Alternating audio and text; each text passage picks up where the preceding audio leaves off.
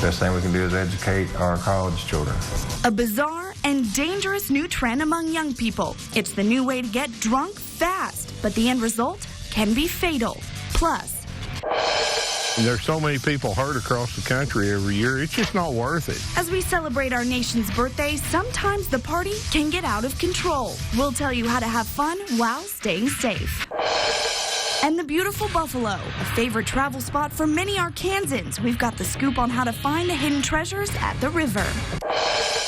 It's time for the 69th annual, a little bit, come on, a little bit higher, a little bit taller. Keep coming. There you go. Yeah, I'm sitting a little bit taller today, riding little Cracker Jack here, or I should say tall Cracker Jack.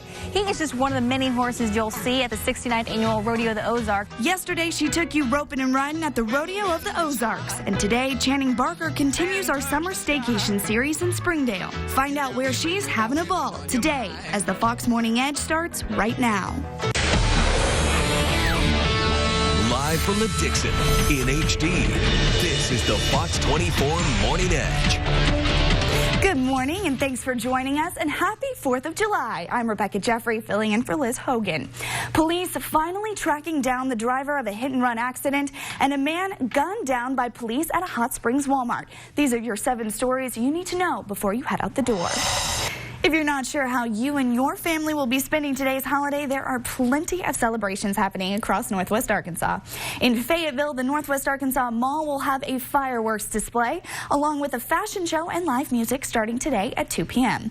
Also, you can stop by Crystal Bridges today and enjoy some free fun. The museum will be open from 11 to 6 today. It's a perfect time to check out the new exhibit, Surveying George Washington. The collection offers a glimpse of the first president's personal and professional life, including documents written by the man himself. And the special exhibit runs through September. For a complete list of holiday events where you live, just head to our website. And the Arkansas State Highway and Transportation Department is reminding drivers to use extra caution when driving through work zones during the 4th of July holiday. Well, I think that's what you call a lesson learned in this situation, and still a lot more to get to this morning. When we come back, we'll be checking in with Channing Barker, continuing our summer staycation series. And this morning, I think she's hitting it out of the park. Don't go away. Our own Channing Barker is live from Arvest Ballpark to show you what to expect tonight. Hey, Channing.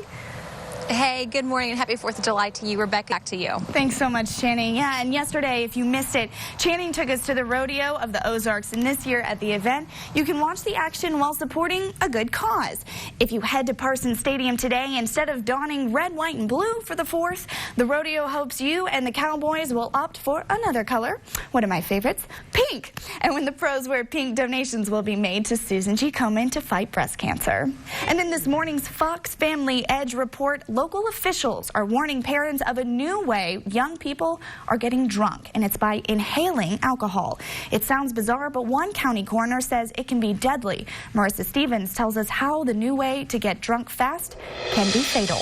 And that was Marissa Stevens reporting. There are no hard numbers yet on how many kids have ended up in the hospital from smoking alcohol because it's just so new. Also, when they test your blood at the hospital, it shows you do have alcohol poisoning, but it doesn't show whether you drank it or smoke it. So ER doctors are keeping an eye out for these cases.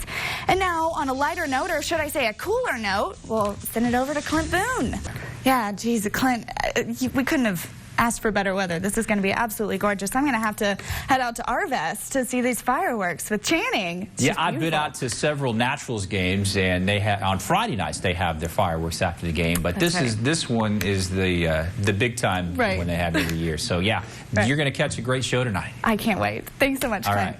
Well, when we come back, we'll have your top trenders for this Thursday morning, including celebrating the nation's birthday by stuffing your face. The biggest eating spectacle in the world returns to Coney Island this morning, plus the rest of your top trending stories from overnight after the break. Well, if you're just rolling out of bed, here's a look at some of the big stories from overnight. The state of Arizona remembering fallen heroes, the East Coast suffering from extensive flooding, and a delicious 4th of July tradition is cooking up today. These are your top trenders this morning. The Buffalo River, one of the most serene and beautiful places in all of Arkansas. As a result, campsites are hard to come by. But a native Arkansan says the natural state has plenty of perfect places to spend the night. Kyle Landberger and photojournalist Aaron Galise take us back to the Buffalo. For the Fox News Edge. Gosh, it's absolutely beautiful. Thank you so much, Kyle and Aaron. And we just got a sneak peek of some of Ernst's newest photos. He says the book and calendars will be available in October. And Clint, I understand that this weekend would be a great weekend for some camping or heading out to the Buffalo. Yeah. Well, he expected to be one of his 11 teammates drafted in this year's Major League Draft, but a devastating injury in Jake Weiss's elbow during the postseason took him under the knife and back in the Razorback lineup for 2014. Our Mike Irwin explains how he turned something negative into a positive. It'll be a while before Vitello and the rest of the Diamond Hawks see action on the field again, but we all know football is right around the corner. But the ESPN SEC blog rankings for the upcoming season don't look very pretty. Let's start with the quarterbacks. Monday, the blog pegged Brandon Allen and the Hogs dead last on the list, citing the loss of Tyler Wilson and the departure of Brandon Mitchell. Moving to the running backs, they point to Jonathan Williams to be the possible starter despite his limited experience, along with incoming freshman Alex Collins.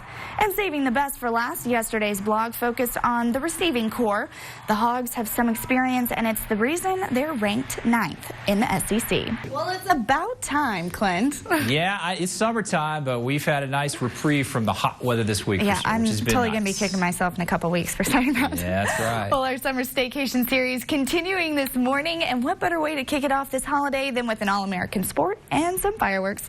Our Channing Barker is live from Arvest Ballpark to explain. Hey, Channing. And these summer months are prime for crime as folks are more frequently out of town.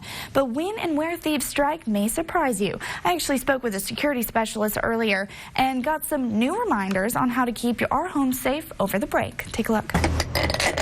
Joshua Jones has been helping keep homes safe for years. But even in Northwest Arkansas, no house is off limits from crime.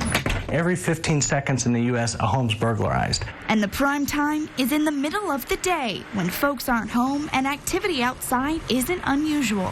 If you'll have some sort of neighborhood watch or some sort of notification system, that can be helpful. But the best thing to do is to make sure that you've put into place practices at your home to make sure it's secured. So whether you leave for a week or just a day, make sure to go through your entire house and check all of the locks, because the #1 place thieves break into your house is through the front door.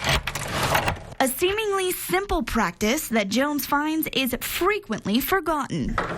So every door a deadbolt, every morning, every night. If you'll remember that, that will put you in the top 50% of secure homes in the area. But that's not the only way a thief can get into your home.